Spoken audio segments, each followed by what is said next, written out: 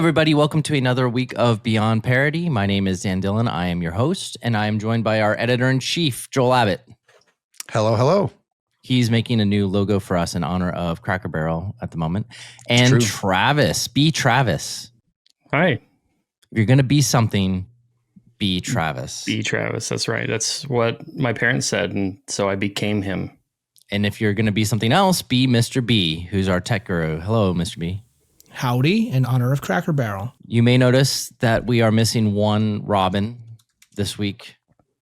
Robin is not with us because of hospital visits. Our kids keep getting injured. She's not with us. We wish her well and her kids well and quick recoveries. This week, it was dominated by the biggest news story, I think, in the past 6 to 8 months. Of course, we were talking about the redesigned Cracker Barrel logo. Ooh. It's all that anybody has been talking about. Garbage. Absolute garbage. They say actually that it is still supposed to look like a barrel. And what can it looks more like a belt buckle. A belt buckle? Yeah. Maybe they should start selling them in the country store. Yeah, they just what's amazing is this, as you're bringing up the logo there, I heard there were 5 different marketing firms that were involved in this. That's amazing. Just like the Jaguar thing, right?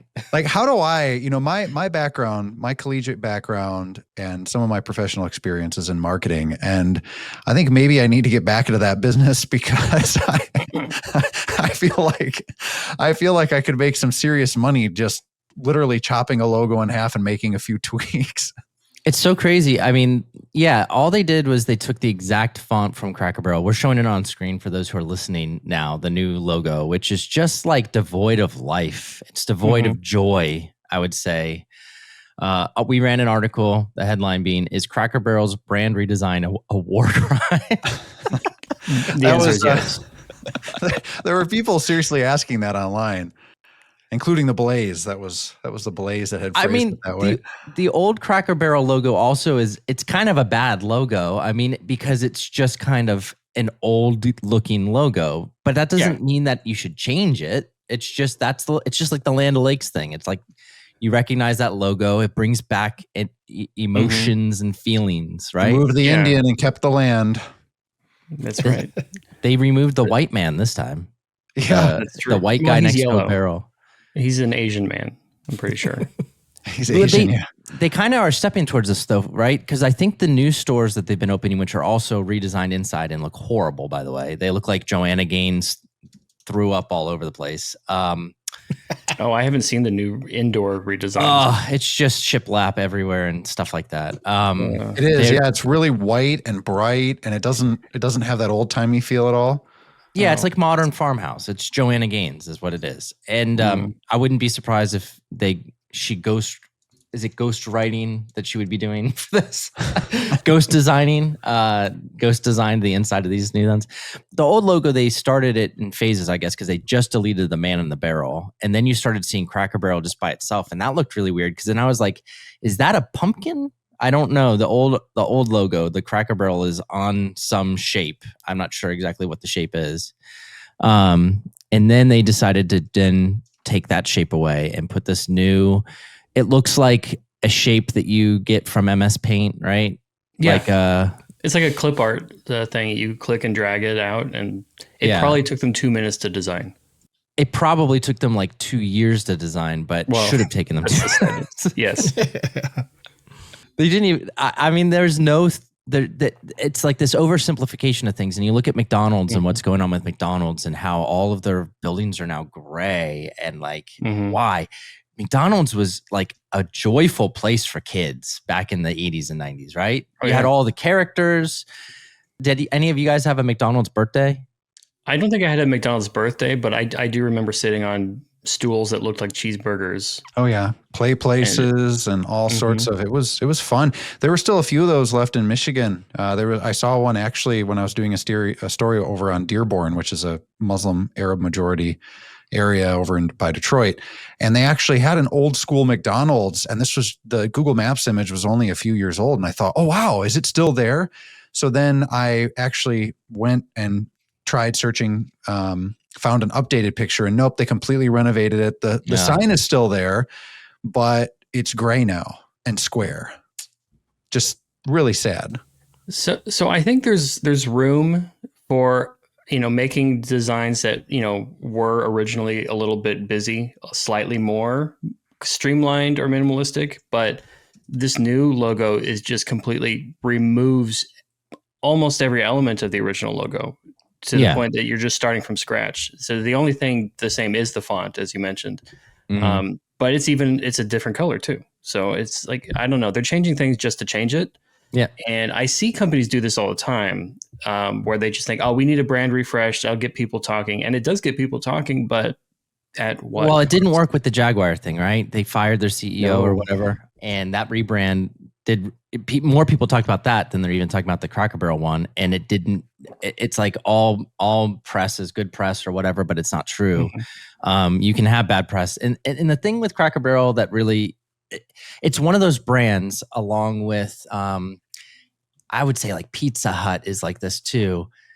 It exists today, not necessarily on its own merits for how good it is. It exists because it makes you feel good. It exists because it's a place that as a kid you went and you stopped and you always have a warm, hearty meal and you shop in that little shop and they all look identical. So you don't know if you're in a Cracker Barrel in Wisconsin or if you're in a Cracker Barrel in Florida. Those are the brands that need to not rebrand. Those are the brands that need to, that's how they make their money. People aren't going to Cracker Barrel for a modern farmhouse meal. No, like that's not the whole. That's why you don't go there for that. Yeah, right. You're going there for it to feel like you're in the. It's kind of like late 1800s for some reason. This was my food tastes better. Eating cornbread. Behind me here is my really lazy job Photoshop that took 3 minutes to do here. Oh, that's the new logo. And it's magnificent. New logo, yeah. It looks better than the barrel's the new still one. in there. We're paying homage to the Second Amendment. We still have the old time farmer there. Fireworks. Yeah, fireworks. Is that an M16? Eagle. There's the, it's an M16. I would have been more happy that little game thing, that little triangle game thing, whatever that is. Just that being the whole logo. That was the golf logo. tees. Yeah. I don't know. I feel like obviously there's ways to do this where everyone's trying to move to, they're trying to make it easier on people that have 2-second attention spans to recognize their logo. But I guess for me, I think of the picture here when I think of the logo. I don't think of the words. And so if you wanted to have an abbreviated logo that really just captures, okay, this is who we are, why not have the actual Cracker Barrel with a picture of the iconic guy? Why are you keeping this? I don't know. It's just the whole thing to me seems like it's it's just modern minimalistic corporate nonsense. And the CEO, who's a woman, I don't know if that's important or not, you can determine. She basically came out and said, in more words or less, it's the customers who are wrong. This is a good redesign, right? Like, and that's like the typical response, it feels like, of like lady boss corporate culture, right? It's like, we're going to do this. There's the new stupid, I don't know, there's the new Call of Duty game coming out, and it's just filled with so much just like weird, like unnecessary characters that are placed there obviously because it's a female character or a minority character or whatever. And it's just like, just all this slop that's thrown into these things. But we're the ones who are wrong to want a traditional shooter video game like Call of Duty used to be, right? We are the ones that are wrong. They're the ones that are right. They got Nicki Minaj in there. They've got all this other stuff. It's like, but we're the ones that are wrong. And it's the same thing with Cracker Barrel. It's like, all of us are the ones that are wrong. But real quick, before we move on from Cracker Barrel, what do you order at Cracker Barrel? Mr. B, go first. Chicken fried steak. Ooh, yes. Country fried steak, I think they call it. Oh, that's it. That's right. So good. And you can't go wrong with the cornbread. Travis? No, you cannot. So I usually get breakfast. I get pancakes there. Honestly, I just love it. Their pancakes are a little crispy, which is perfect. You go to IHOP and they're too fluffy. Joel, when you get Cracker Barrel? Yeah, breakfast is a favorite, most definitely. But I like to mix it up. But I always try to I love their grits. I've always loved the cinnamon apples that are there. And for the pancakes, their syrup, I feel like, is superior to most breakfast restaurant chains. Oh, it actually has real maple syrup in it. So I don't know. Yeah, Cracker Barrel is the only place where I'll eat green beans, apple slices, fried shrimp, and pancakes all in one bite. Now, I just checked. Their stock is down 60% since 2021, and their stock is down 12% in the last 24 hours since the news of their rebranding broke. Nice. So, anyway, there's that. There's that. Actually, anyway, I wanted to say, I'm going to retract my statement. It's my favorite meal there is actually eggs in a basket and the hash brown casserole. The eggs in a basket. I never actually had the eggs in the basket. They cut a piece of the bread out in the middle, put an egg in it, and fry it up. So good. Very good. Oh, very nice. Yeah, I make that at home sometimes. I love that. We call it a hole-in-one for some reason. I'm getting hungry now. I am too. I want to go to Cracker Barrel. Actually, the Cracker Barrels around here you do not want to go to. That's a different story. Crack. No, that's unfortunate. Yeah. They're not in the best spots. The actual biggest news story, I guess, of the week is the Trump-Putin thing and then the Trump-Zelensky thing. I don't really even have anything to say about it. I feel like let's gloss over it. Does anybody have anything that struck them as important from this thing? It was just Zelensky wearing a suit. Yeah. There was an Alaskan guy that got a motorcycle from Putin. That happened. And there was a jet flyover.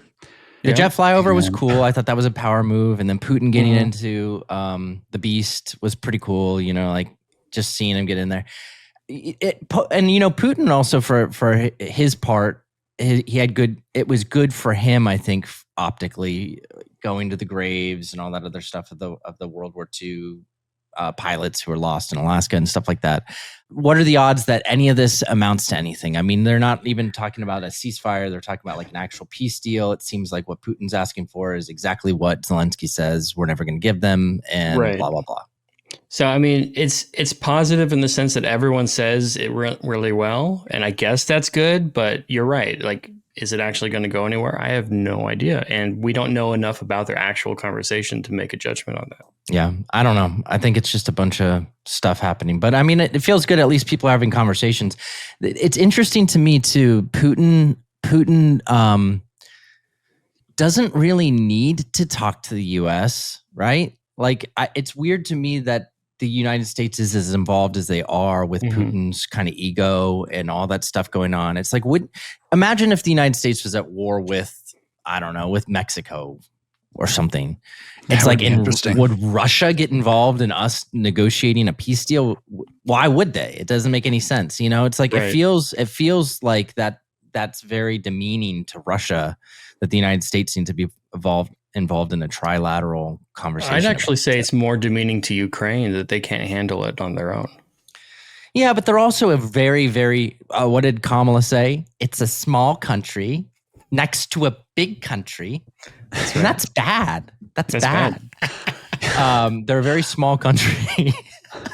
I forgot next about to a that very quote. big country. She's a genius. What was the actual quote? I'd have to look it up, but it was very similar to that. It was very similar. And her eyes are like that. Ukraine is a country in Europe. It exists next to another country called Russia. Russia is a bigger country. It's even dumber than that way I said it. The way I said it made it sound a little smarter. Russia decided to invade a smaller country called Ukraine. So basically, that's wrong. Can you imagine? I sometimes I wonder, I'm like, would our revenue be higher if Kamala were president? Would we be getting better sound bites? Like, there's the entertainment factor from Trump, and I don't know. That's the actual level, though, that she thinks at. That's not her trying to talk down to people. That's the level that she thinks at. That's the level that it was probably explained to her by it's somebody. Astounding. I just, like, dodged a bullet doesn't exactly oh my gosh. I mean, literally a bullet was dodged, but Would you have rather had a Kamala, you just say one word, Kamala or Hillary, Mr. B? Hillary. Travis. Kamala. Joel. I'd say Hillary. I'd say Hillary too. I don't know why, but I just you could say, okay, she's going to make a whole bunch of people disappear, but at least she's intelligent. Yeah, I don't she's know, evil, actually- but she's not dumb. We'll have an evil villain who's an evil mastermind. But being to fight evil and against. smart's pretty bad. Being dumb and I know. naive is just like Joe Biden. But the thing is, the same people that were controlling the country when Joe Biden was president would still be controlling the They country. would be controlling her. But here's Yeah. the thing: Kamala is black. Ooh, What? Did you good consider point, that? Travis? I didn't. Yeah. Yeah. So I'm Kamala sorry, I actually still apologize looks for like my- a woman too. Hillary doesn't have that going for her. Oh boy. All right. Speaking of women, this is a great transition. 2 women went nuts. And this is actually, I think, probably one of the most viral stories of the week is this assistant attorney general in Rhode Island getting arrested for being rowdy, I guess, at first. She was causing a ruckus at a local bar or restaurant, right? And she was asked to leave and she didn't want to. And so they called the cops on her. And she tried to pull the I am an attorney general. You can't arrest me. She's not even an AG. She was saying I'm an AG. She's an assistant AG. It's like The Office, assistant to the attorney general. And we have video, so I'm gonna bring some video up. But this is her getting arrested, and it's pretty crazy how brazen she was. The cops. I'm not 100% sure exactly how I feel about how the entire situation was handled, cops and otherwise. Can you guys see the screen? yeah. Okay. All right. I'm gonna play a little bit of it right now.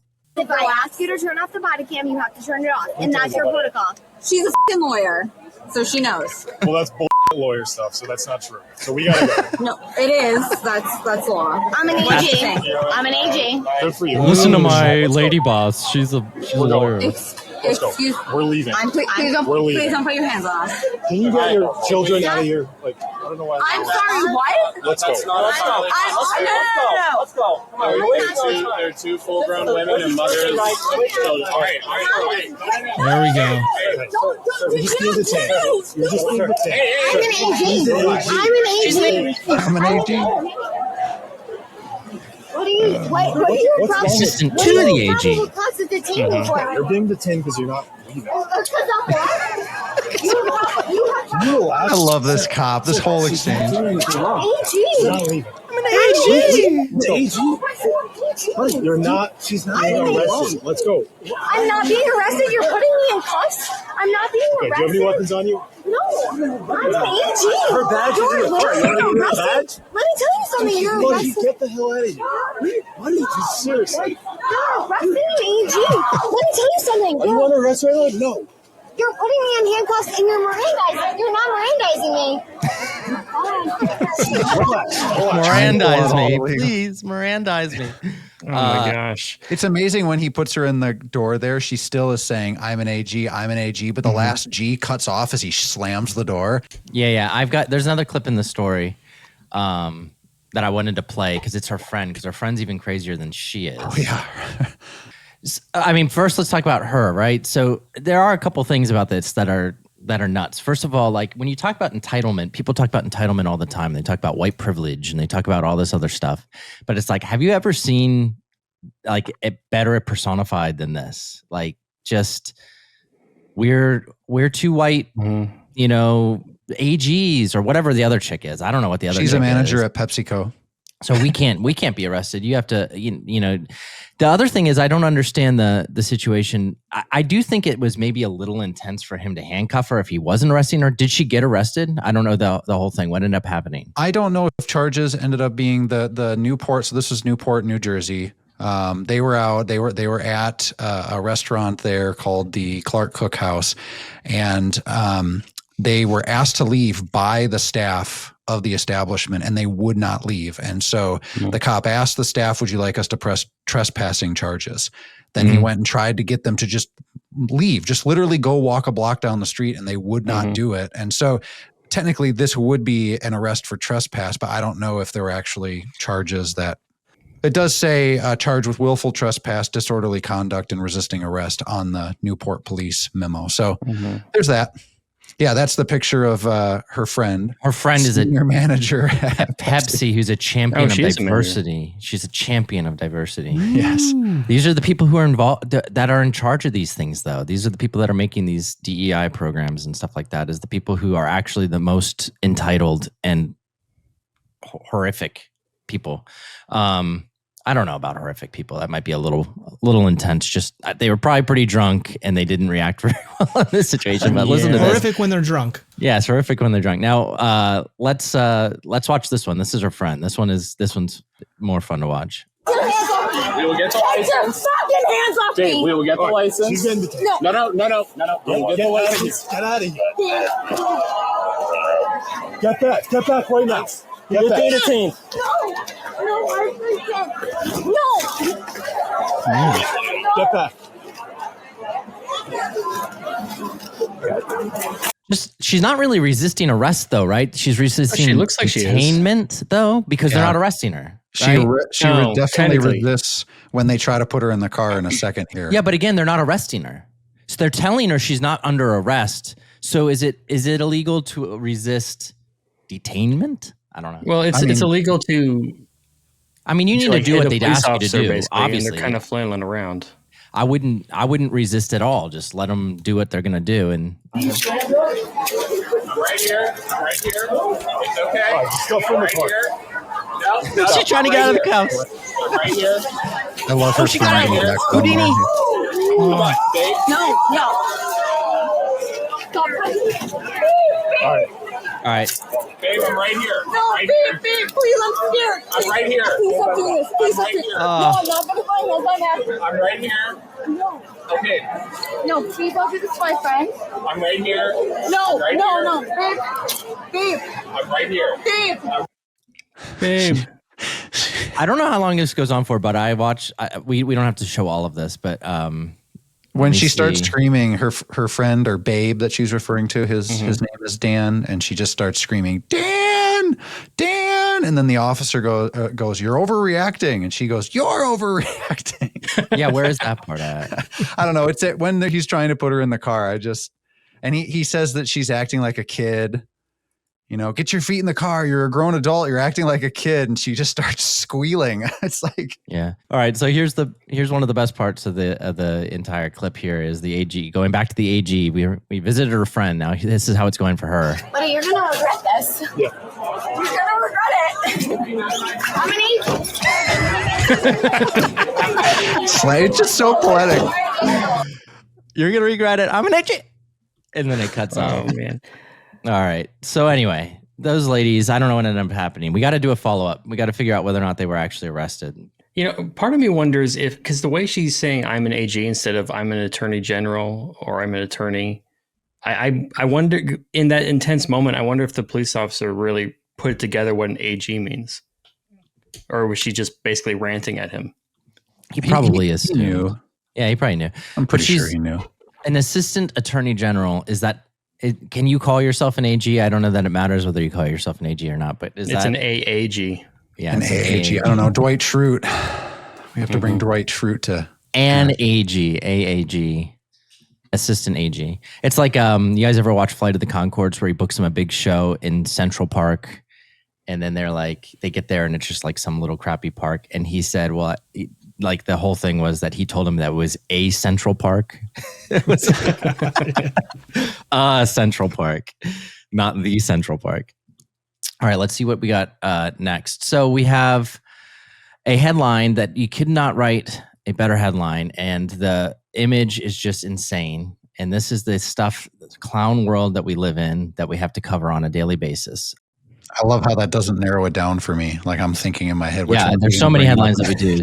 This is from the Telegraph. The headline reads, neo-Nazi changes gender to serve sentence in women's prison. And there's a picture of this guy. And it's like, this is a freaking Babylon Bee Photoshop. It has This to is be. him. He literally just put on a hat and sunglasses and went, look, I'm a woman now. He's got John Lennon sunglasses on. He's got lipstick on and a hat and 2 earrings. He's got earrings in. And that's it. Now he's a woman. And J.K. Rowling posted on Twitter, if you don't agree he's found his authentic self and is valid, brave, and exceptionally vulnerable, you are transphobic. And of course, just like she always is on this issue, she's right. It's like this guy is going to go in, and he was granted a transfer, right, to a woman's prison by putting on a hat, some makeup, and some earrings. So the picture's kind of small. Does he have a mustache? Yeah. Yeah. That's even funnier. I'll zoom in. Sorry. What on Look earth? at that. That guy is going to be in a women's prison. They are going to put that guy into a cell with a female cellmate. Well, who knows? Yeah, and she's They're going to actually say, gonna do it "Hey, or not. brother." So the whole thing comes down to now they're going to do an evaluation to determine whether he's quote unquote really a woman or not, right? And then it's okay. Well, Tough then you call. get the definition of what a woman is, and you can't do it. A woman is somebody who thinks they're a woman. How do you prove whether or not somebody thinks that they're a woman? Just because you think that maybe they don't actually think that they're a woman doesn't have any impact on whether or not they do. So how no matter how sincere or insincere somebody feels, if your definition of a woman is anybody who thinks they're a woman and you can't know what somebody thinks, then anybody's a woman, right? The pregnancies in that female prison are going to go up. Oh boy. This is why I actually, I just loved the BBC being, obviously BBC being very woke. Their editorial standards say that you have to use somebody's preferred pronoun. So the entire time in their story, they used she and her to talk about this guy, Sven.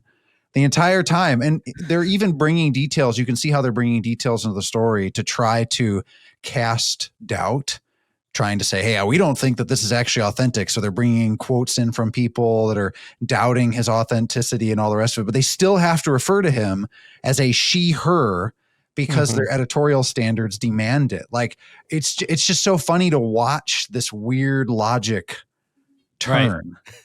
Right. So they have to play by these rules that they wrote that don't make any sense. And they're obviously the only reason that it's even a noteworthy story at all is because of the fact that it's obviously not a woman. That's the only reason that anybody even clicks on the headline, right? There was also a report that the guy he had applied. I couldn't verify this one as much, so it's more speculative, but that he had applied for kosher meals at the women's prison, citing protection of religious freedom. So I think that you could say this guy is definitely trolling. He's made fun of transgender individuals before. He's also part of an actual neo-Nazi group. Wait, he's a neo-Nazi who owns kosher meals? And he wants he's pretending to be Jewish, I guess. He's pretending to be a Jewish woman, but because of the German law, if he continues to stay in character and isn't violent when they're interviewing him, there's a really good chance that actually he ends up having that happen. He's going to be in prison for 18 months. And I think it's because of slander and some derogatory remarks that he was sent to. Yeah, it was slander and incitement to hatred. So he's being sent to jail for hate speech, basically. So there's free speech implications in here. Like, you don't want to necessarily defend a guy. I don't really know him. No.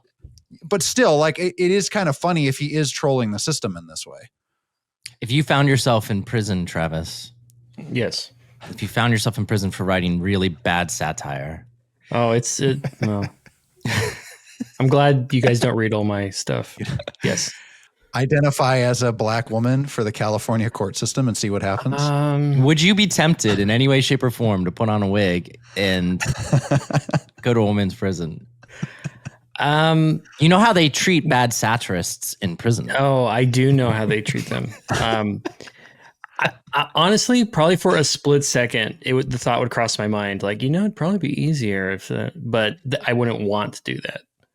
There's going to be some episode of something sometime where every single man ends up identifying as a woman, and then all the women identify as men, and so they just swap. And so it's just like the women's prison's all men, and the men's prison's all Sounds like a great beat sketch. Yeah, actually a good idea. So all the women pretending to be men end up with other men. They're like, uh-oh. It would be a great sitcom, actually, is you just drop into the middle of this, and it's a prison, but all the guys are wearing dresses unnecessarily and hair, and the whole thing is like a serious prison drama, but they're all dressed in drag. It'd be great, and you never really address that. It's a normal prison show. Mm-hmm. But they're all dressed in drag because that's just how they ended up.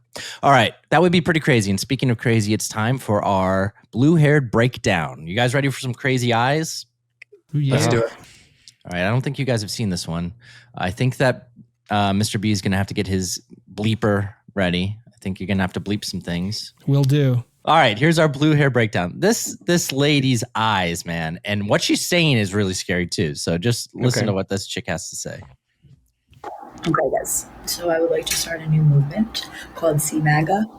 MAGA because people like that respond to fear and terror and aggression, not logic and empathy and, I don't know, intelligence. It doesn't work for them. So fear works. So if we all get our guns and use our Second Amendment right and our common sense, at this point, this administration is begging us to. First of all, let me just say, I like how she's whispering this as if like the surveillance state can't hear her because she's whispering. She's posting to TikTok. She's posting this to TikTok and whispering so that people don't hear her say that you need to, if you see a MAGA, beep a MAGA. Rise up and revolt. And you see somebody with a MAGA hat, pew pew. That's what we do. That's the way. That's what we do. It's the only way. The eyes. Why do people get on TikTok and say this type of stuff for though? Like, what is? She's not going to shoot somebody in a MAGA hat, right? Like, I mean, what is? She probably doesn't even own a gun. I guarantee you. Well, I guarantee you she doesn't. I don't know. She actually looks like maybe she would own a gun. Homophobic and terrible, just awful pieces of shit. Because I would way rather live next to immigrants than MAGA people. MAGA people deserve to be terrified and scared to walk in the streets because they should know that real Americans are going to kill them. So I love how she introduced that by saying that her problem with MAGA types is that they're not, what did she say? It was, they're not empathetic, they're not intelligent, and there was one other thing that she said. And I'm just thinking, and I'm going, okay, so you are talking about literally shooting half of the country in the face. Because you disagree with them. But you voted differently, but you're the empathetic one. Mm-hmm. The irony is never. It's always the irony. I mean, that's the thing is, it's all this projection. Like that's like, could you imagine somebody that you know, a Trump supporter, getting on there and saying those types of words about any group of people in this country?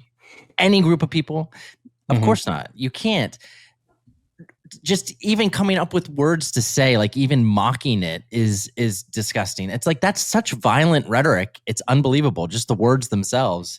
Like literally, if you see them, shoot them. That's what she's saying. And yeah, we're the violent ones. We're the nut jobs. And those eyes, man, those eyes. If you watch that again, I don't want to watch it again, but if you do, that's the tell. That's the tell. It's always, the eyes are always there. It's always this just demonic. It's literally like there's like a demon puppet master behind it. Freaks me out. And I see so many of these videos every single week. And I don't know. I mean, it could legitimately be that there's something spiritual at play. It could just be that everybody makes the same faces at their camera. I don't know, but I'll tell you, it does freak me out a little bit. They don't look like this the whole time. Yeah, it's because demons are huge nerds and they're really into puppetry. And TikTok. What's funny is that AOC has mastered the crazy eyes even when she's not going on a rant on TikTok. She just walks around. She just walks around with more white of her eyes showing than a normal human being would. I don't mind it. It's her look. It's her thing. It's gotten her into office a couple of times. All right. Another big story this week, which is honestly just hard to believe. It's very sad, this story. There's nothing positive to take from it, but it's the truckers who are in Florida, which is actually where they were on the turnpike, is only about 25 minutes north of where I am right now in Fort Pierce. Oof.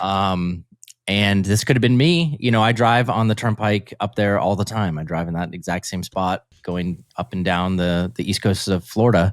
And, they decided to pull an illegal U-turn from the right lane across a police use only turnaround spot on a highway, which was insane. And there is video of it, which I guess I'll show the video. I don't know. Should I show it or not show it? I don't know that it matters. I think most people have seen it, but these, I'll share the screen and at least show the setup for it. But these two people, non-US citizens, are driving a semi with a legally granted CDL from California. So they're allowed to do this technically, and this is what happens. So there's no sound. This is dash cam video for those who are listening of the two. Boom.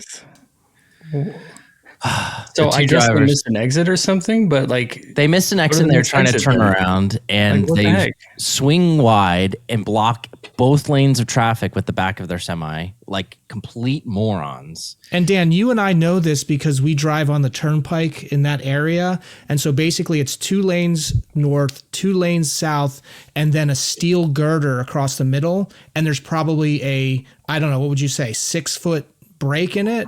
Yeah, so even if you were in a car, every like it's mile, dangerous. there's a 6-foot break. You're not supposed to turn around there. And the turnpike used to be set up in a way that you would pick up a ticket and then pay when you get down. So it was actually like really strictly enforced that you never turn around there, not just for safety reasons, but because you can get out of paying the proper amount, on your turnpike ticket and all that other stuff. But it's extremely dangerous. There's not proper like shoulders to get in and out. The only people who stop there basically are police officers who are stopping there in order to, monitor traffic and things like that.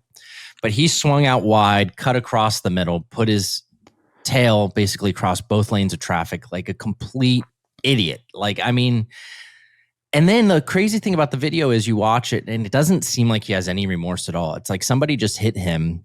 3 people died. And he should have never been, he shouldn't be in, I don't know if he should be in the United States or not. Did he have a work visa or not?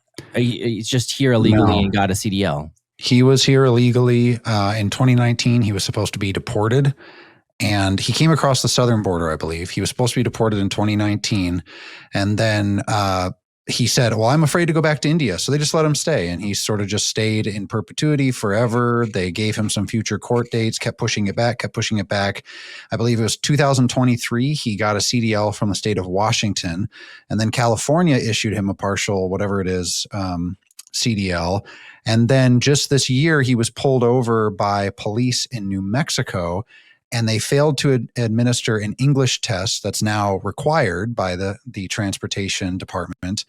And so he just went on his merry way. The U.S. Secretary of Transportation, Sean Duffy, I believe, he said that they administered a test to him. And let me see if I can find it, because it's just, he could only provide correct responses to just 2 of 12 verbal questions in English.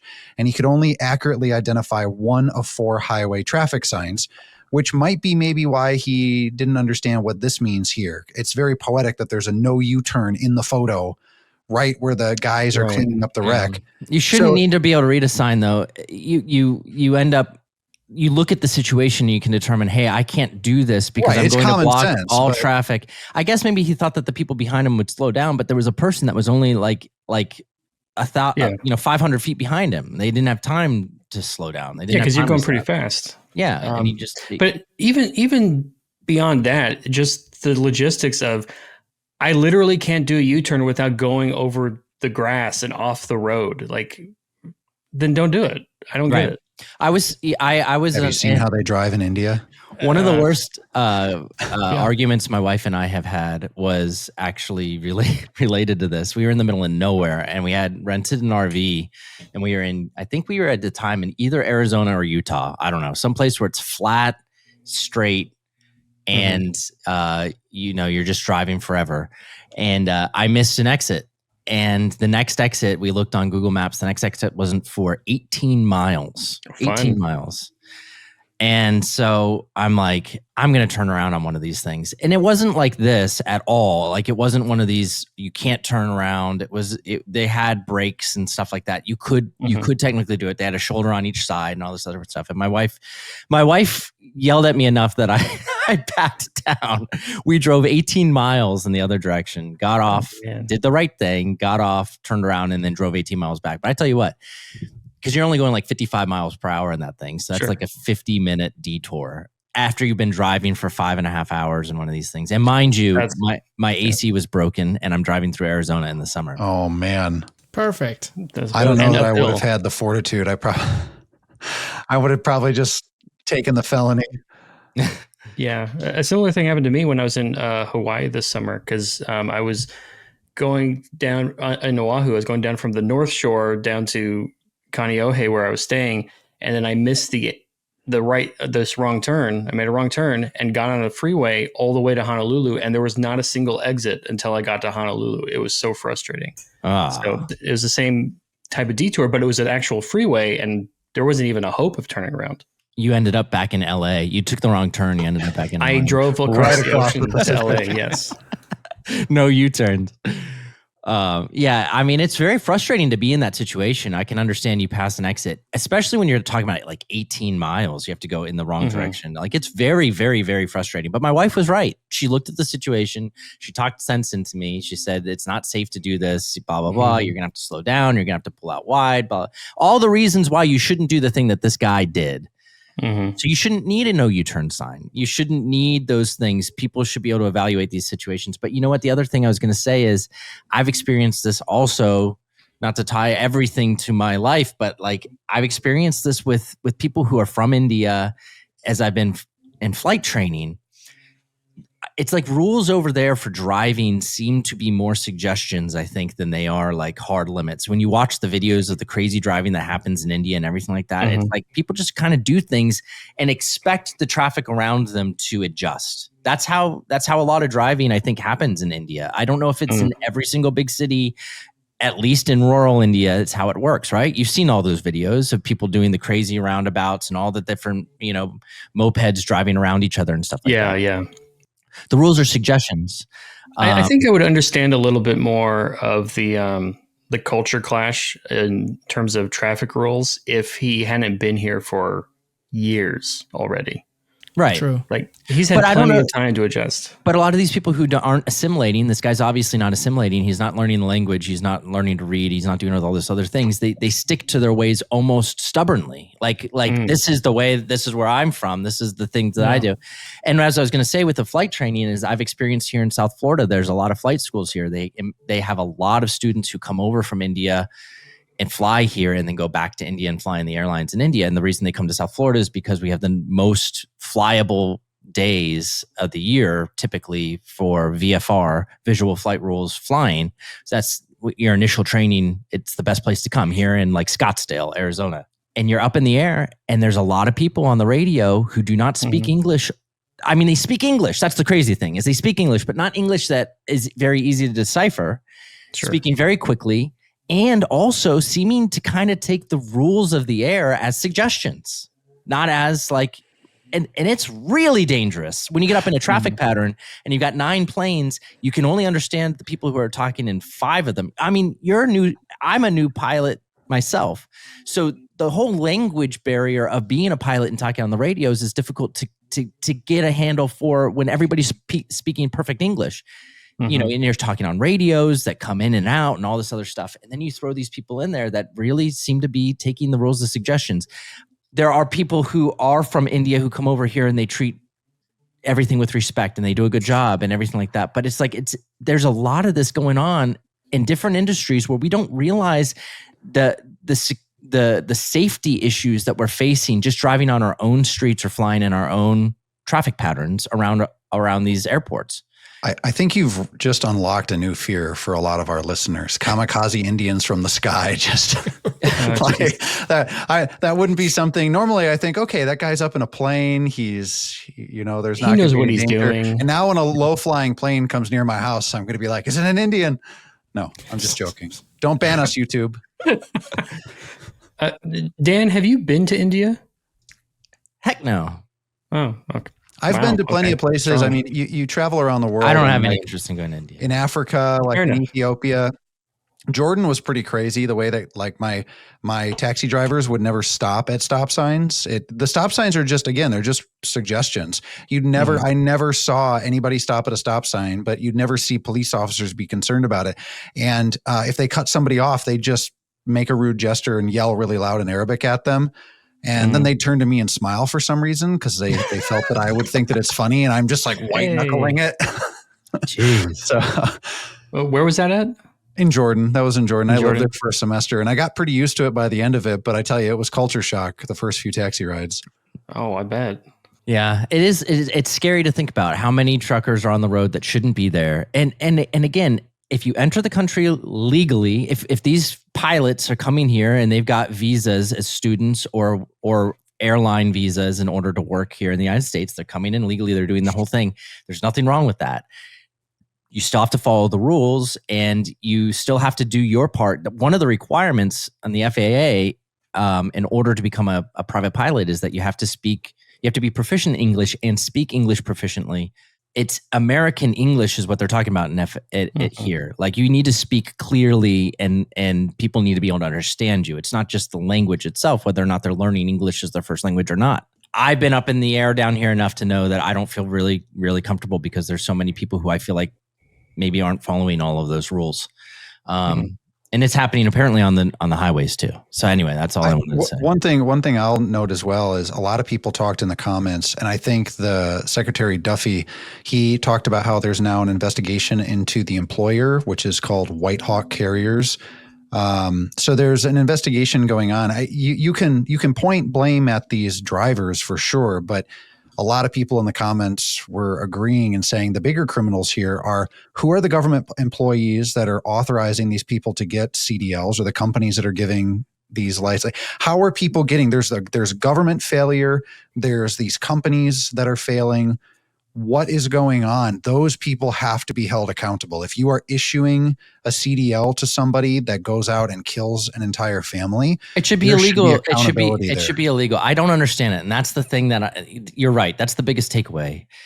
How in the world are they not only being allowed to stay in the country with an expired visa or whatever, or come in illegally and stay here and not be shipped back? But then not only that, but we're also giving them driver's licenses and we're giving them CDLs and who knows what else. 40-ton trucks or whatever. Yeah. How many of them are staying in the United States and operating as pilots? There's a channel I watch called Pilot Debrief, and I saw exactly that. There was a guy who overstayed his visa in the United States. He wasn't from India. I think he was from South America. Commercial pilot? Not commercial the way that you're thinking about it, but like just like flying like private planes, like King Airs and stuff like that, like just 6-7 passenger planes, but with an ATP license. And he stayed and overstayed his visa and was flying illegally in the United States because he was not allowed to be here on his visa anymore, and ended up crashing the plane and took 6 people down. And it was because he didn't follow the rules and didn't follow proper safety protocols and things like that. And he made really bad pilot mistakes and crashed the plane. And it's like, anyway, it happens all the time. People still crash that are still, pilots that are American citizens that follow, all the rules most of the time. But it's just, we don't need extra stuff like that happening. We don't need to inject more chaos into our lives. Speaking of chaos, have you guys ever bought shrimp at Walmart? Not anytime recently, thankfully. Although I'd have a really cool superhero origin story, potentially. Mr. B, do you guys ever buy shrimp at Walmart?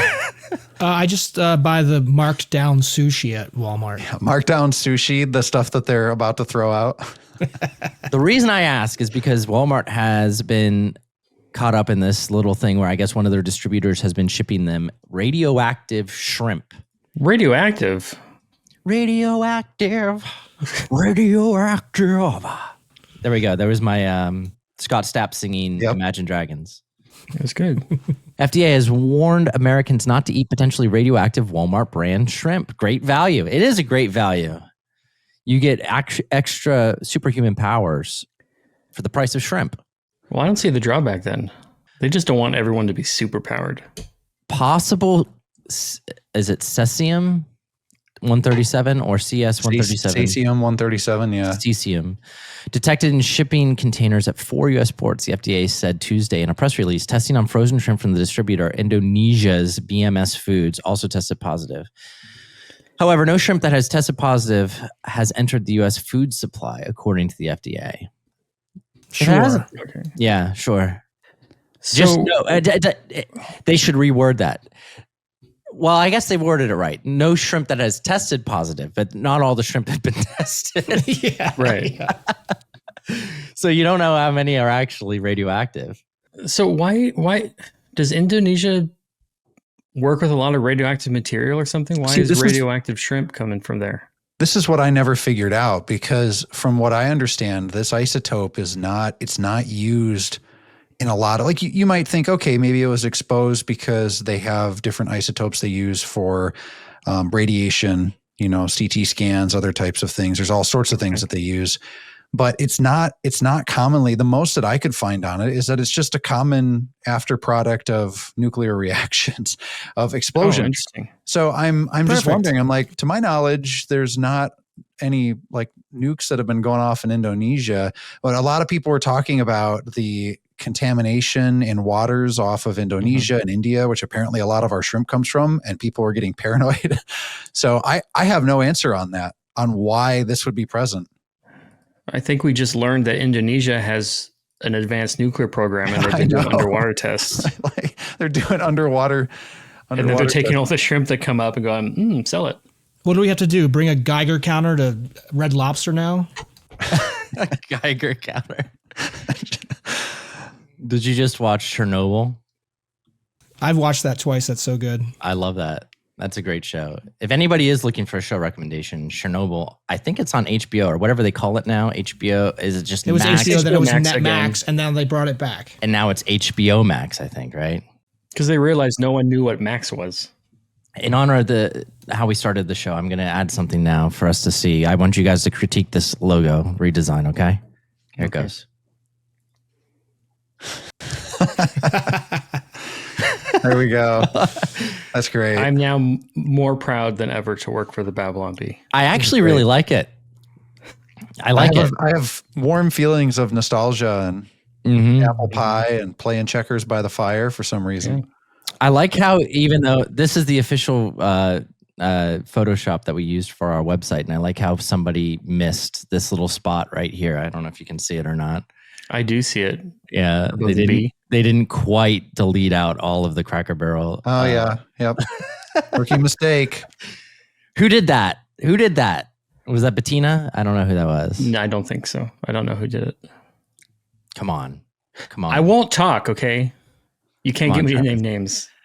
All right. So let's do a couple of headlines from the B Forum before we go on to our questions from Mr. B. So these are the published headlines. Mm-hmm. So these All right, are so- our subscribers who submitted these headlines, and they got upvoted enough that they actually First got one. published. All right, starting with Howie Shear. Pelosi and her armed protection detail claim DC is perfectly safe. What have we actually? I'm going to read what we actually published. Chuck Schumer said he's never felt in danger walking in DC, and neither have his 10 bodyguards. All right, I I'm don't going to know give why that we changed one. it to Chuck a- Schumer. Maybe he was the one actually saying something at the time. I don't know. I'm going to give this one a covered wagon. She's in her own covered wagon. She's safe. She's in an Oregon Trail. Yeah. Mm-hmm. All right. From Dr. Conservative Prof, Minnesota Vikings somehow gayer than Dallas Cowboys. That one's really good. So that has to do with the male cheerleaders, right? Yeah. Yes. Yeah. Dallas Cowboys. So we published Dallas Cowboys relieved to no longer be gayest team in the league. Mm-hmm. I love So that. it's funny as an aside. I Cowboy wrote hat. the This is a cowboy copy hat for one. that headline, and I'm not big on football. I guess I follow baseball more. And is this a common thing where people just call the Cowboys gay, Oh yeah. or do we just personally not like the Cowboys? Okay, It's everybody just refers to the Cowboys. Yeah, they're it's America's team. it's kind of, if you're a Cowboys fan, I guess it's just like Cowboys fans have the most bandwagon fans, and so they get the most hate, I would say. It stemmed from Brokeback Mountain. Once that came out, it was all downhill. It's true. All right, we're going to featured headlines because I think those were the only two published from the forum this week. So let's go to featured ones. All right, and this one is pinned from Unlocked Milk. Report: toddler horrified to learn it's bedtime. That's not even satire, guys. Not satire. This one I'm going to say, yeah, that one is not satire. All right. Why is that pinned, by the way? I don't know. I don't know. I don't know who pins them. People found it funny Yeah. or something. SDH, slightly desperate. Yes. So the Big Freeze reports Macron. Is it Macron or Macron? Macron. Doesn't Or matter. both. Macron asks Trump for asylum so he doesn't have to go back to wife. Well, I'm if not it- sure. If Candace was Goes on with our his- show, it would say, she'd be like, oh, it's his husband. It's his husband. He identifies as a wife. It's okay. Yes, there you go. All right, another Also from Dr. Conservative Prof, ESPN announces new documentary about cancellation of Colin Kaepernick documentary. That's pretty good. I like that. That's pretty good. Yeah, they just canceled that this week, I believe. We didn't even run a story on it because it just feels like he's so irrelevant at this point. I like this one because of the subway attack from last week. Oh, yeah. So Gary G. Fanson, or Gary is Blessed, says DC bans high-capacity sandwich shops. That's good. Important. If it saves one life, guys. Chopsticks. Chopsticks. That's another assault weapon. Now, this is where it gets dangerous. I'm feeling lucky. Here we go. All right, here we go. Random headline. From Ball Bounces, Trump admin excited by Alex Baldwin's "What's Next" idea to federalize Chicago, LA, NFL, and NBA. Says WNBA is on its own. I don't know what I read. What did I just read? I'm trying to understand. Trump it's got too many layers. That's the problem. Alex Baldwin's "What's Next" idea to federalize Chicago. So I'm guessing it's because Baldwin was criticizing Trump about the federalization of DC. No, Alex Baldwin's the good Baldwin, I think. And he's... I think is there a good Baldwin? Oh, yeah, Alex Baldwin, not Alec Baldwin. Sorry. Yeah, I think that's what he's referring to. Yeah, I don't know. know. They're asking what's next, and so I guess the idea is that the WNBA is the Wild West or something like that, and it's like, well, no, they're on their own. I guess that's... This one gets a gong sound. Gong. Here it is. Gong. Yep. This one gets a Starship. Take that into space. Too many layers. Starships look like gongs. Sorry, Ball Bounces. A lot of people liked it. 17. I'm feeling lucky. All right, Toe Jam football. All right. Young Democrats' health suffers as finding problems to blame Trump on becomes tedious. There's a headline in there. There's a... Oops. Need to massage it a little bit, but yeah. Yeah. There's a headline in there. I like that. Celebrate. I'll celebrate because I like it. One more. I'm feeling lucky. From I sat on a tire. Blue cities to require training, licensure, and registration for sub sandwich purchases. Similar to the other one. That one's pretty good. That is good. That's very similar to the sub sandwich shop one. All right, Mr. B. All right, Joel. Are you ready? It's been a little while. If you could swap lives with any fictional character for a week, who would it be and why? Oh, that's actually hard because it's like, well, who would you want to be? But if it's only for a week, a lot of fictional characters go through really like, do I really want to be Luke Skywalker when he gets his hand cut off? Like, it'd be really cool to switch with Luke Skywalker, but not necessarily at certain periods, like when he's old and dumb and drinking, sea cow milk or whatever. Or hanging from the bottom of Cloud City. Yeah, hanging from the bottom. If I just swapped into his body at that point, that'd be a little bit... That's actually a really hard question. So Mark Hamill because of your political beliefs? Is that what you're saying? Yeah, Mark Hamill because of my political beliefs. Character. I really want to experience TDS. I really want to get into it, method act, and understand. I feel like I would go with the Master Chief from Halo because there's pretty much no point that I can think of. I mean, it's just shooting aliens the entire time. So I feel like that'd be fun. I like it. Anybody else? This is the kind of question that I would make my teachers mad about in elementary school because I would always say, I wouldn't want to be anybody but me. And they'd be like, that's not the spirit of the assignment. But that's kind of how I feel about it. If I had to choose someone, maybe Mr. Miyagi. He's a martial arts expert. Mr. Miyagi. He just bosses Ralph Macchio around, so that's kind of... You want to be him when he's older like that?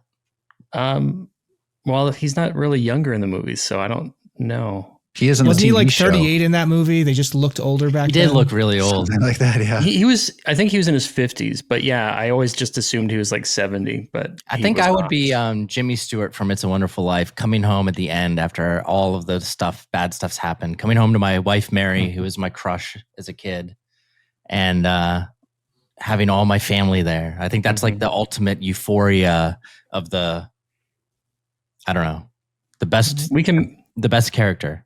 We can make that happen, but it has to be the beginning of the movie when he's depressed. No. Do you have to? But you have to spend a whole week. Like, it's not just a couple hours.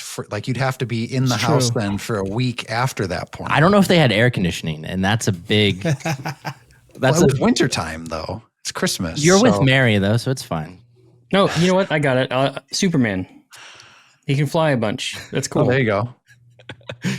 I'm trying to think of other fictional characters that would maybe be interesting to be for a little while, but the superheroes kind of just trump all of them. So it's like you'd have to say, well, they can't have superhuman abilities. It's got to be like you gotta be somebody realistic. I don't know. Okay, Atticus Finch from To Kill a Mockingbird.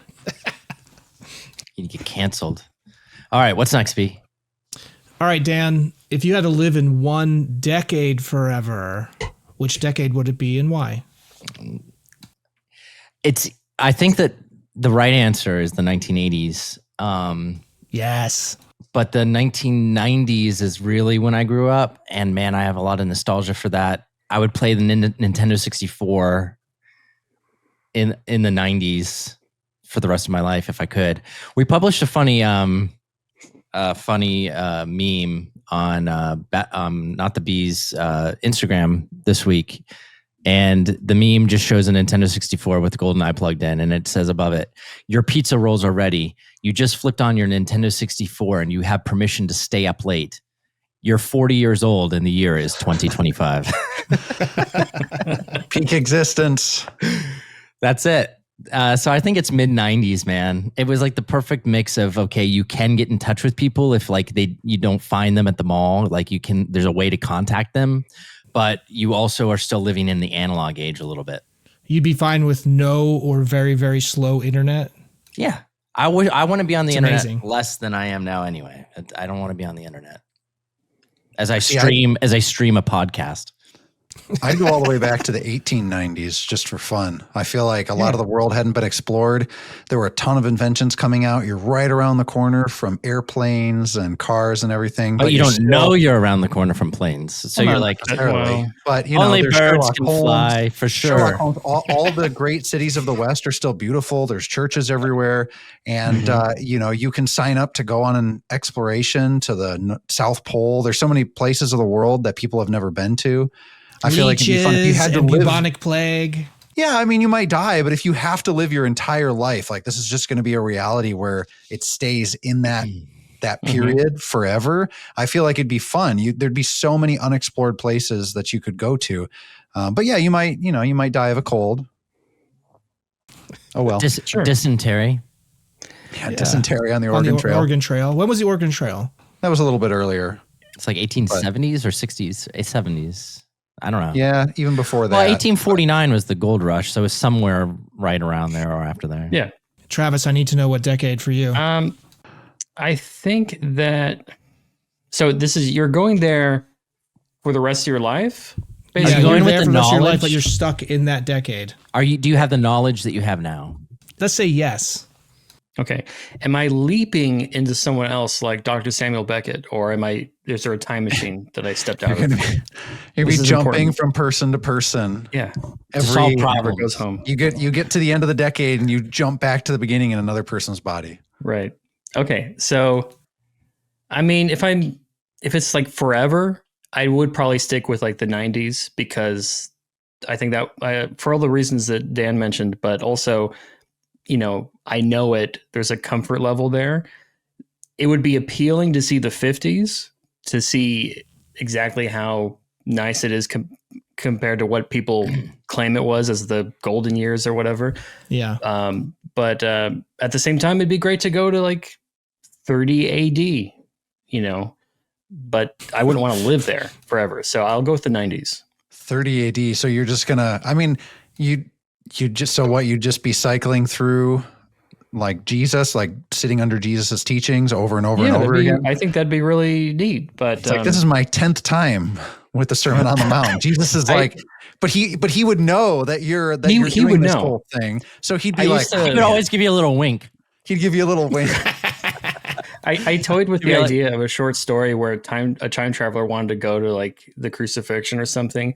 But then when he got there, he realized there was a line because all the time travelers went there and he couldn't see anything. At the Last Supper, he'd have to look at Travis. He'd be like, don't intervene. Do not intervene. Do not. It's forbidden for you to interfere. He's got to talk to you out back each time before it happens.